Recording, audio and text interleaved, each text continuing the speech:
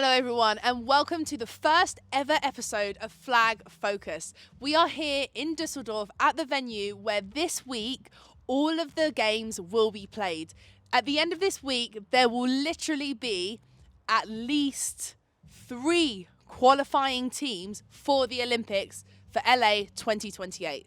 I'm here. I'm hoping you may know who I am. I'm Yaz from What the Flag, your resident tackle specialist who is in the flag world. And here, the guy who always obviously wears eyeglasses, Kenny Bello, representing also. Look, Kenny, I would, ask you to go into an explanation of who you are, but the real elephant in the room at the moment is obviously we have no Phoebe Schechter, but what we do have is this gorgeous IFAF trophy instead. She sends her commiserations. Apparently she's off somewhere being an athlete. Who would have known? 3rd in the world team ranking or something like that? I don't know. But in all honesty, we're going to get straight to the nitty gritty because when we advertised this show, we promised you that we were going to get straight to the gossip, and really the gossip on the street at the moment is Nigeria not participating in the games this week. And we know for so many people across the world, for so many fans, that will be so devastating that the only team who was representing that continent is now not available. Kenny, as someone whose home country, homeland is now not being represented, how does that make you feel knowing that you're not even going to see them compete this week? I think obviously it's kind of knowing some of what it is to be an athlete, someone that's worked for something, and then for whatever reason to not be able to come and take part, to be a part of all of this is devastating. And honestly, our hearts go out to those guys and that whole situation. I think it's really unfortunate, but the message went out. It's down to things out of their control. I think there's not much to do. There's not much you can do about it. Absolutely, it is just kind of that's the problem.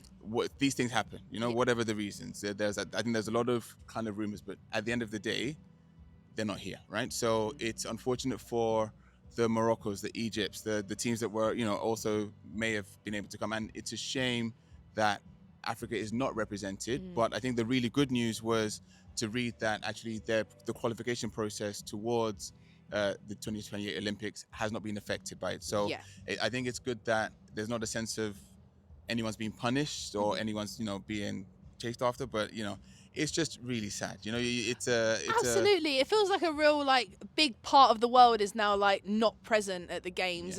We know, even, I know football comparison, but, we think about the World Cup and we think about what amazing vibes and outfits and kits that those teams brought to those competitions, and It's just things that we're not going to be able to experience this time round. And if you've had eyes on social media, you'd have seen the content that came out of the NFL flag championships that happened in Kenya. The energy is fantastic, and it's always a bit different. It's the different cultures, different peoples, and ultimately I think that's why we come here to compete, right? You come here to compete against the best in the world, but not only from the football standpoint, people that come from different languages, ethnicities, and cultures. So it's unfortunate that they're not here. I would rather spend more time talking about those that are here. Yes. But Nigeria, we see you, keep working. There'll be opportunities, and I don't get my game against Nigeria just yet. We get to come to that in the future, hopefully at some point. I'm sure it'll work. Absolutely. And, like you said, turning our attention to the teams that are here and that are able to compete this weekend. We, of course, have, our number 1 ranked women's team in Mexico. We have the USA, who, of course, have that auto-qualifying spot. We then also have GB coming to compete and hoping that they can, fulfill that Olympic qualification spot. We also have Team Spain coming to compete, hoping they can also qualify. In terms of the competition this year, what do you think we should be really looking out for? Of course, we're going to see amazing standout plays. Of course, we're going to see amazing players. But what do you think we should be focusing on as an audience, as a captive audience? What is it from this competition? So we arrived as Team Spain at the hotels today, and the one thing that is immediately palpable, you can sense it, you can feel it in the air, everyone's leveled up. Everyone's, because now there's something really tangible on the table. Yes, USA have the auto qualification spots, but now 2 teams, men's and women's, will leave here literally Sunday, someone will have qualified for the Olympics. So I think everyone has that on their mind, and being a smaller competition than it would normally, because World's normally a bigger competition, but we have 16, 15 now, men's teams and women's teams. there is a real chance for a lot more teams because, as a lot of famous people have said, like, you have to get to the dance. So I think teams see that they have a real opportunity, and it's going to be interesting because teams change. Teams change from the Continentals last year. Teams qualified for the Worlds this year. Teams have adapted, leveled up, more players, new players in, some of the older players out. So it's going to be interesting to see how that competition hots up. And that list was just on the women's side, because on the men's side, someone asked me for predictions, and I know we're going to go on to it later on in the show, but that's a nightmare. Like, where do you begin? I mean, if you want to say USA have already qualified, and in my opinion, always have that kind of separate. They stand away. The US men's team, right? They stand away. But then second, third, fourth, like, where do you begin? There's so many great teams, so many great athletes, and I, for one, if I wasn't here working as a coach, I'd be so excited as a fan to watch the level of football that's going to happen, like, in the next week. And I think as well, there's so many more elements that they're battling against this time. Not only is the game leveled up, you're also battling against a very different environment, because the weather this week is meant to hit a good 36 degrees. And I know that sounds, so trivial in the grand scheme of things, but the way that can affect athletes in their performance is insane. Like, how are all these athletes going to step up? Because you could argue that maybe some countries, like, I don't know, the USA team have that, maybe Mexico as well have that advantage where they are constantly training in that hot, humid weather, whereas maybe teams such as, GB and France, apart from the heat wave that we've been having for the last 20 years in the UK, they're not really used to that climate. They're not really used to working like that, and that can really change the way your body works in these situations. Absolutely. It's a remnant of the heat wave we have in Europe, but actually a lot of teams do practice in hot weather. I know it's not everyone, but I think there's so much of a leveling up. The leveling up is not just on the field. There's a lot of education and knowledge and expertise coming in from a sports science standpoint, a strength and conditioning standpoint. So actually a lot of teams, I feel, are much better prepared now to handle the hot conditions, but also the facilities are amazing. I'm sure there's provisions here for players, whether it's the cryo bars after the game or cooling, ways to cool down and stuff. Everything's here for athletes to perform at their very best. And that's why this is so exciting, because really and truly, there's no more excuses, and that's where, like, now put your cards on the table. Let's see what people are able to do. Oh, exactly. Moving towards sort of the Olympics and Olympic qualifications, like, you've really got to up your game. And, this moves us really on really nicely, because actually, speaking of upping your game, I do believe that we do have a fabulous guest to pull on to the camera. Kenny, who is our fabulous guest today? So I'm going to introduce Mr. You have to literally walk on. We're doing it like this is you're going to come and join us straight away. Coach, I'm going to get you to introduce yourself, but absolute pleasure to introduce Coach Russ Hewitt. See, I wanted to kiss now. No, we're good. We know each other, but not that well. Hi, I'm Russ Hewitt, and I'm IFAF's statistics and data. So that's what we were talking about, stats and data. We all said we didn't want to say that word, so hoisted by your own petard. Sorry. Just a bit, stats and data for IFAF. What does that mean? What do you do? What's the work? The initial work was a vision from Pierre to make sure that we improve everything we're doing, and that's got me to do work with the IOC for the Olympics results and information service, and we have a company called Athleon, who's powering our website. Is now making sure we have active and really accurate stats, and then pushing that out is almost instantaneous. So when we're speaking about stats, it's things like touchdowns, scores. We're trying to make sure that we get every catch, every tag, with making sure everything gets detailed from the snap to how many passes, the accuracy, and build as we go. We won't be in the words of like yards after catch right now, but that is the progress to make it as professional as possible. Absolutely. So we actually do the stats like the NFL. But surely if it's AI, it's a learning program. So like, maybe it doesn't happen now, but maybe in however many competitions time, we've got that growth and that development. The two parts. Kenny, you've talked me about some of the games as we were from Finland and onwards, making sure that clock is accurate.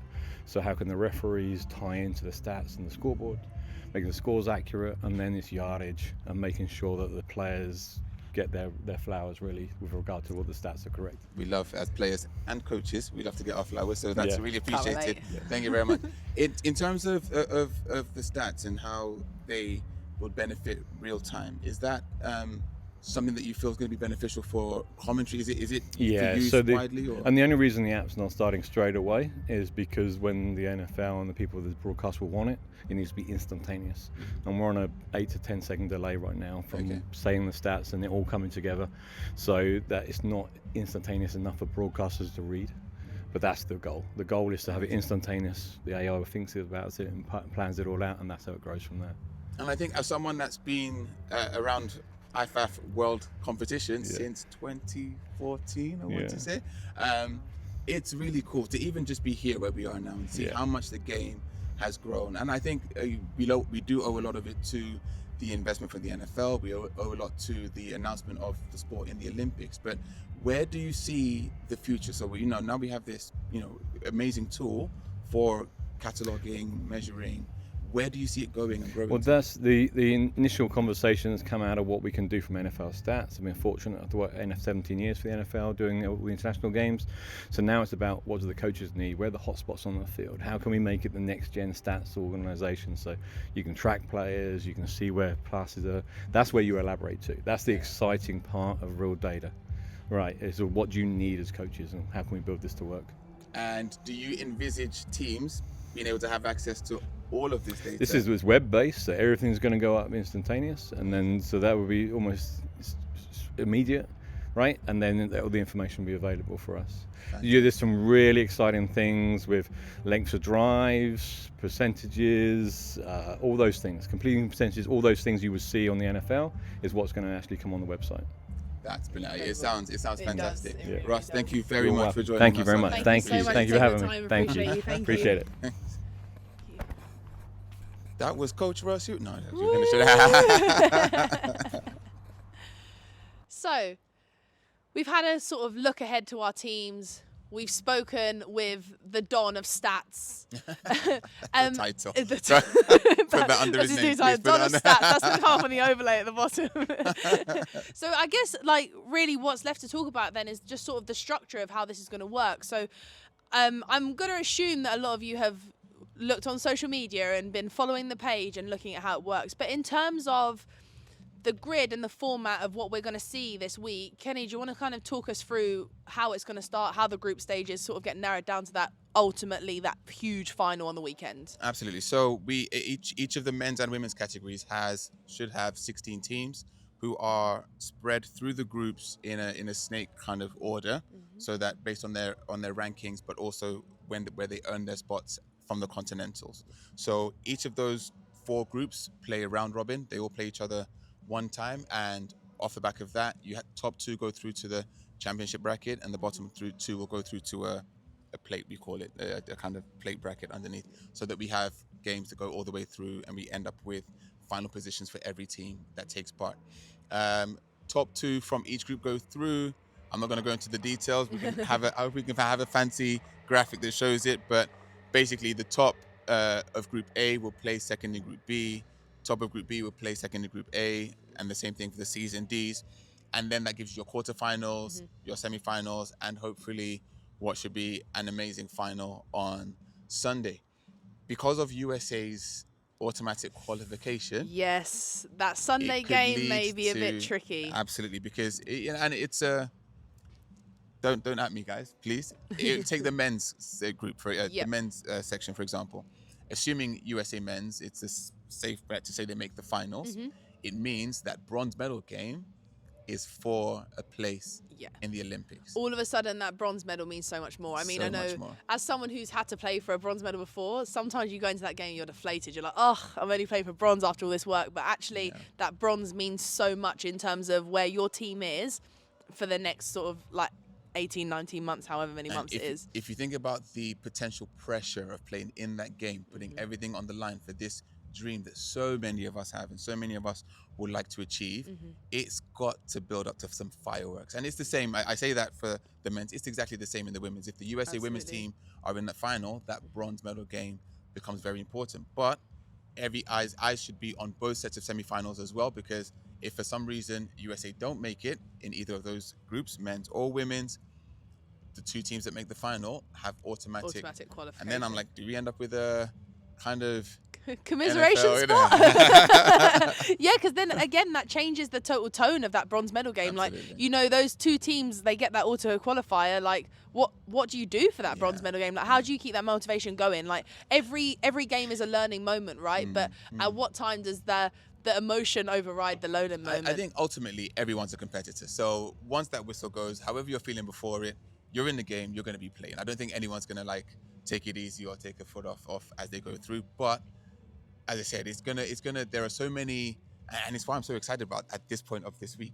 There are so many storylines or potential storylines that go through, whether it's about qualifications, whether it's about increase and improving ranking places, because ranking places affect where you're placed in the groups depending on the competitions, right? It's so true. all of these things matter, especially considering the qualifier series. Yeah.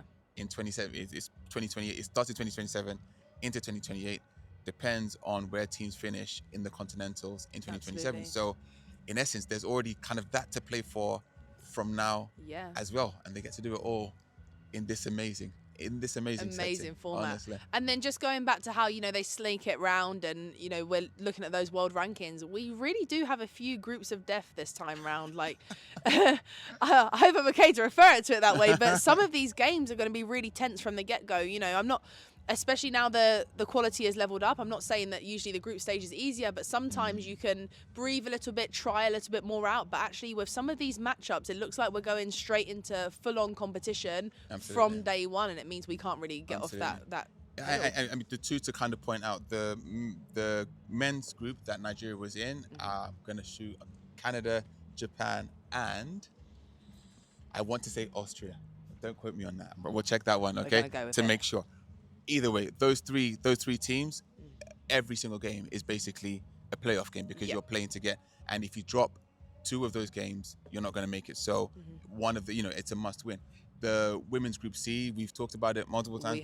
We have, Three of the top 4 European teams and China. Like, come on, like every single game in there. So it's not that people have to wait for the playoffs, the quarterfinals, semifinals. We're seeing rematches from these sort of rival games really quickly in this competition. And then there are dark horses coming in as well. Teams like Slovenia women's team. There's so many different, as I said already, there's so many different storylines, and we're gonna try and keep track of all of it over the course. Hopefully using Ross's AI tech. We're gonna keep track of all of it. But honestly, we cannot prepare you for what will be the craziest week in flag football. We really hope that you are all buckling yourselves up and getting ready for some serious action this week. We will be here alongside IFAF. We will also be here on all of our social media channels. Make sure you drop a like, you drop a comment, you interact with us where you can, and we will make sure that when we get the opportunity, we can include you in the show. We can give you that shout out and give you that credit that you deserve. But until then, thank you for tuning in. We hope you like, subscribe, and ring the bell. And from myself and the lovely eyeglass wearing Kenny Bello, we will see you tomorrow. Thank you so much, guys. Just want to be Micah Richards. That's all I want to be.